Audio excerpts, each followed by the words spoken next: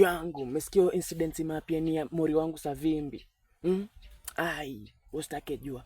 Yaani Savimbi alikuwa ameangukia kadem fulani hivi. Mali safi. Mpaka nikaambia Savimbi hapo sasa. Sa kidogo kidogo hivi Savimbi wikendi moja wamechill tu kejani na galdem wake. Wakaamua kucheza kamchezo fulani. So Savimbi akaamua tu kumuuliza kwa swali. Nika open conversation tu. Kamuuliza, babe, ushailala na wanaume wangapi? Kuwa honest na mimi.